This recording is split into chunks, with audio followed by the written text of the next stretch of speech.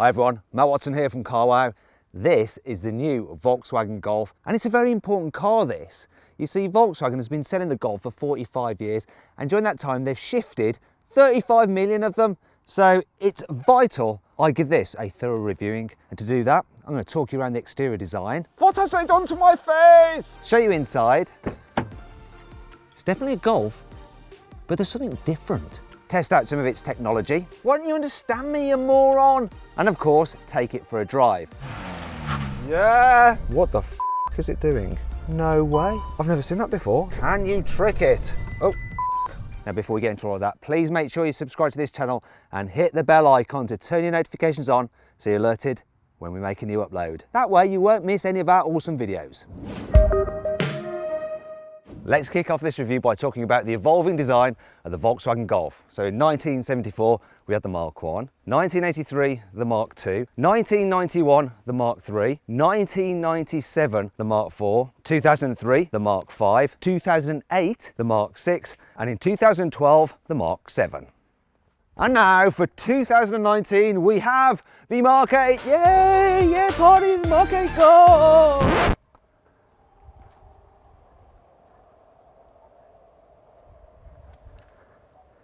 What have they done to the front?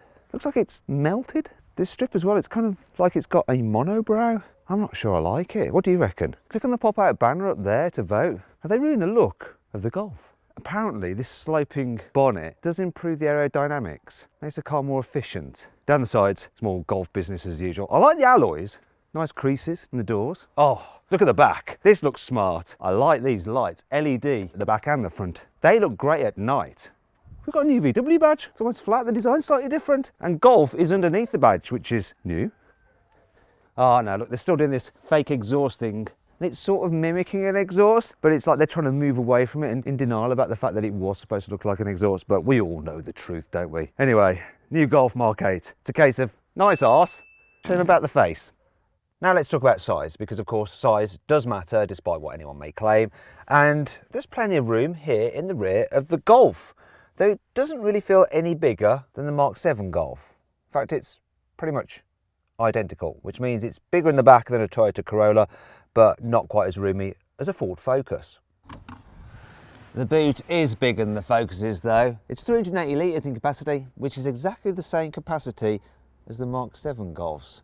Wait a minute! This is based on exactly the same chassis as the Mark 7 Golf. They've just revamped the exterior to trick us. They've completely redone this interior. It's barely recognisable as a Golf. The only things that are familiar to me are the felt-lined door pockets, the slightly annoying armrest thing, and the clever little cup holder, which just can grab smaller bottles. The rest of it though, wow, it's well modern. Golfs have never felt dead modern inside. They're pretty conservative really, but this is avant-garde, baby. Look at these two screens. I mean, this is what it's all about. In the UK, you get two large screens as standard. And, whoa, see that? Wasn't expecting that. It's got gesture control. That's erratic. I like the way it makes a kind of like a kung fu movie style noise when you do it, when you finally do it. Also, there's no physical buttons really. Instead you have like these touch pads. So volume, you just slide that along. For the climate control, you slide that along like that. If you want to get the heated seats up, you double press it, then you can operate the heated seats. It's a bit weird at first, but it's nice not to have any buttons. It makes this design very clean. There are buttons here to access various menus on the infotainment system, and they're touch sensitive, so they might be a bit hard to prod when you're driving, but you'll probably get used to it. Also, this center console has your gear selector, and if you have automatics, you don't have a big lever anymore. You've got this little paddle there that you use to go into drive or reverse. I quite like that. It frees up space, which means you now have a really handy cubby there. Don't know what that's designed for. There's also a big tray there for your mobile phone, and of course you've got wireless charging. Then you've got your digital instrument dials, which have loads of functionality. You can swipe through different menus, change the layout, control lots of the car's functions using it and the steering wheel mounted controls. This particular car also has a heads-up display. Then the controls for your lights are over here. Once again, touch-sensitive buttons. The only thing that are like old-fashioned buttons are over here for the window switches and the door mirrors. The infotainment system is quite nicely laid out and the graphics are very sharp. It is a bit annoying that to go into the climate control menu, you have to press the button down here first before you can do the different functions. But that's not too much of a problem because you can control most things using normal voice commands, and I'll show you how now. Hello, Volkswagen. What would you like to do? My bottom's cold. Sorry. It's not your fault, but try and help me out here. Put my heated seat on. Search for shop nearby. Yeah, do you know what? It's supposed to understand... Unable to find any PO. Shut up. It's supposed to understand normal voice commands, and in a car I drove yesterday, it did. When I said my bottom's cold, it turned on the heated seat. I'm going to try again. Hello, Volkswagen. What can I do for you? I've got a cold bum. Dialed numbers. Please connect a phone via Bluetooth first. Hello, Volkswagen. My bum's cold. Got it. The front left seat will get warmer shortly. It does know where the voice is coming from, so it's only turned on my seat, not the passenger seat. And if the passenger has said it, it'd have picked that up, supposedly, and turned their heated seat on. Let's see if it understands this now. Hello, Volkswagen. I've got a hot ass. Search for harbour nearby. Hello, Volkswagen. My ass is hot. No problem. The front left seat will get cooler shortly. These systems, they're all right, but they're not fully sorted. It's not like talking to a human. In the end, you're just going to press the buttons, aren't you? What I can't fault, though, is the connectivity. So if you've got an Apple phone, you can connect to Apple CarPlay and run your mobile phone's devices through this screen using Bluetooth. You don't have to use a wire to connect your phone. However, if you've got an Android phone like me, then you still have to connect with a wire. Why is it that Android users are always second-class citizens? Anyway, let's talk about interior quality because it's good in here, as you'd expect from a Golf. Squidgy. Oh, I quite like this bit of trim, and it's squidgy on there as well, though the door tops in the back are hard plastic, though that was the case in the Mark 7 Golf and most cars in this category anyway. In terms of equipment levels, pretty good right across the range. The entry-level car is called the Golf. The next one up is called the Life. The one after that is called the Style, which is fully loaded, and that's what this car is. You'll also be able to get an R-Line, which has a sporty interior and exterior. It's all rather nice. Let's talk engines. Exciting. Now you can get the new Golf with this 1.5 litre turbo petrol with either 130 or 150 horsepower, which is my favourite. And then there's this 2 litre diesel with either 115 or 150 horsepower, and they've improved the efficiency of this so the NOx emissions are down by up to 80%. Next, there is the plug-in hybrid, 1.4 litre turbo petrol engine, electric motor, which can drive the car up to 60 kilometres on electric power alone. Combined, you either have 204 horsepower or 245 horsepower in the GTE. Finally, there's the little 1 litre, and that has either 90 horsepower or 110 horsepower. If you get this engine with the dual clutch automatic gearbox or the 1.5 litre turbo petrol with the DSG gearbox, then you get mild hybrid technology for improved economy. Anyway, let's get on to something a bit more exciting. Let's start off by driving the new 1.5 litre ETSI mild hybrid. So this has a little electric motor fitted to the engine. It acts as a starter motor, but when you're slowing, it can actually recoup lost energy, store it in a battery, then use it to supplement the engine's performance, and that helps improve the economy. So does the fact that when you lift off the accelerator, the engine can just cut. Look, there it's just cut, and now I'm just coasting. That means I'm not using any fuel. And then when I need some power, it kicks in again, and it's seamless. You don't notice it happening at all. See what's also seamless? When you're driving along, this automatic gearbox is pretty good, though when you're manoeuvring it can feel a bit jerky. Anyway, that's this engine tested. Let's try out the diesel. This dark grey car has the 2 litre TDI with 150 horsepower. It's quite smooth for a diesel and has good pulling power as well. That's all right. Still, it's not as smooth or as quiet as the 1.5 petrol, but it is going to be the one you want if you do lots of motorway miles. This one's averaging 4.9 litres per 100 kilometres, which I think is pretty good. And you're probably thinking, Matt, don't be trying to tell me about a diesel Volkswagen. What about an electric version of the new Golf? Well, there won't be one. And that's because VW's Golf-sized electric car is the ID3. And with that in mind, I'm going to jump back into the 1.5 litre petrol, try out with a manual gearbox, test some of its driving aids on the motorway, and switch into a more exciting colour. This new Golf is available with Volkswagen's latest adaptive cruise control system. So it'll do that usual thing of using a radar to keep you a safe distance from the car in front, cameras to read the lines in the road to keep you central. They can also spot where there's a grass verge or a curb, so even if there aren't white lines, it can still auto steer you. Thing is though, can you trick it like other systems by adding weight to the steering so it thinks that you're applying resistance and therefore there and holding the steering wheel? Let's see. Can I trick you? Can I? Oh, it's wait a minute. Take over steering. It's not working. If I do that though, the system re-engages.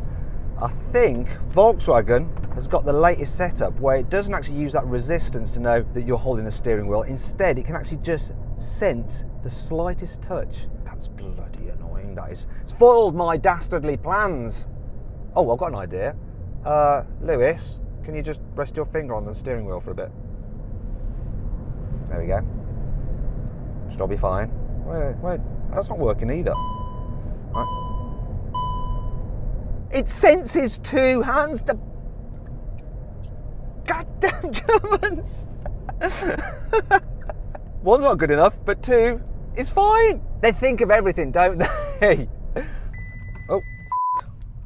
Oh, no, that's a problem. If you've got a manual car, it won't work in stop-start traffic, such as then when I went through the tolls. It disengages at a very low speed and then you have to take over yourself. If I'd had the automatic, it can actually do that, bring the car to a complete halt, but obviously you can't with a manual because it can't change gear for you and it'll just stall. That's one of the problems with having a manual. I wonder what economy I'm doing as well on the motorway. So, 7 litres per 100 kilometres while I'm driving on the motorway. I suppose this is a good time to point out that this new Golf is really relaxing to do long distances in. It's comfy and it's quiet. The only thing I'm really noticing is a bit of wind noise from here, but that's about it.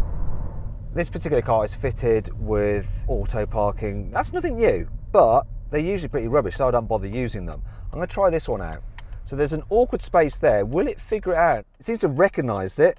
As this is a manual, I do have to do the brakes, accelerator and the gears, but it should do the steering itself. What the f*** is it doing? It's going to nose me in? No way. I've never seen that before. I thought it was just going to reverse. It's nosing me in. Oh, this is madness. It's like turned me around and nosed me into this weird space. Come on, come on, come on, do it. Do it. It's done it. This is brilliant. I've never seen that before. It's nosed me in. So it can reverse you in, it can nose you into a perpendicular parking bay. And of course it can do parallel parking as well. The Volkswagen Golf has always been designed to be super easy to drive, and this new one is no exception. It's simple to just navigate around town because you've got good all-round visibility. Also the steering's nice and light. The clutch, it's not too springy. The brakes, they're progressive yet strong when you need them to be. The only thing that annoys me a bit is the gear change. It's a touch notchy. Now this particular car is fitted with the optional adaptive suspension, and I can put it into comfort mode and that really slackens things off, but I'm going to put it to the test now by going up a cobbled street. That is really impressive. I'm hardly feeling the cobbles. In fact, look at this. Here is a bottle of water. I'm going to place it on the gear lever and you can see it's hardly shaking the water around much at all. This is a really, really comfy car. If it can deal with this, it's going to be great over speed humps, potholes. You're not going to have any problems driving this around town. I am super impressed with that. Also, the good news is that you can actually mix and match all the different settings for like the steering weight, the throttle response, and the stiffness of the suspension, because there's now an individual mode on the driving select screen. I like that.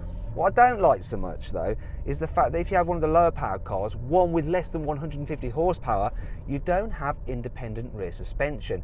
You have what's known as a torsion beam rear suspension, and the rear wheels are effectively joined together, so if one wheel feels a bump, that shock will be transmitted into the other wheel. So I don't think the lower powered cars would have been quite so good over that cobbled road as this one with the independent rear suspension.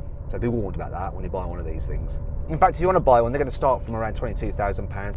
This new Golf is available with progressive steering, which means you have to do less wheel twirling when you want to make a manoeuvre. I want to do a U-turn. Just one full turn pretty much gives you full lock. And that makes it just easier to drive. Well, it's pretty clear we've established that the new Golf is very, very comfortable, but is it fun to drive? Well, I'm going to put it into sports mode, and that's added weight to the steering, it's made the throttle response sharper, it's also stiffened up the suspension, and I'm going to see what it's like down this twisty road. Unlike before, all the car systems now talk to one another.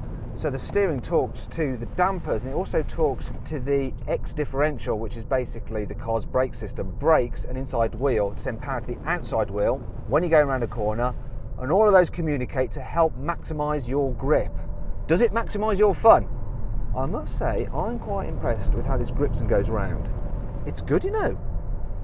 Is it as fun and as engaging as a Ford Focus? Maybe not quite, but ain't much in it. But as an all-round package, this Golf does drive better overall than the Ford Focus. I think this 1.5 TSI engine is helping. 150 horsepower, enough grunt. In fact, it's as quick as an old Golf GTI Mark IV. Although that wasn't much of a GTI, to be fair. But still, you know what I'm trying to get at, right? Good. Let's see if this car is as quick as an old school hot hatch. So I've got my specialist timing gear up here. I'm going to time it from 0 to 60 miles an hour. Let's do it. Come on. Come on. Yeah. It's all right. And that's it. 0 to 60, 8.6 seconds. Not bad for like the middle of the road engine. It's actually all you really need. It's starting to get dark now, so I can show you some of the new Golf's lighting features. On the outside you have puddle lighting to help guide you into the car, and here on the inside you have up to 30 different ambient light colour choices. They're split up into up to 3 different levels, so you can mix and match to your heart's desire. Look at that. Ooh, even the colour of the instrument dials change. Now if you're struggling to make up your mind, don't worry, there's some preset mood lighting. So the first one is infinity, then there's eternity, then there's desire, then there's euphoria, ooh, exciting, and then there's vitality, which makes you feel wide awake, I guess. Awesome. I really like these features. Another cool lighting feature are the Matrix LED headlamps, which you can get as an option. So each headlamp has 22 individual LEDs in them, and when you're driving along normally, they illuminate the entire road, but when something approaches, they can blank out part of their beam. Actually, as you're driving along, you can just see them working away, illuminating parts of the road, then blanking out other parts, illuminating signs so you can see exactly what's going on. Now a car's approaching, it's going to shut off on the left a bit and go darker, and it's illuminated it again. It's not going to dazzle the car in front. Can you see it's not illuminating the ground so much in front of me now? And it just means you get brilliant visibility at night without bothering anybody. I love them. They're an option well worth having.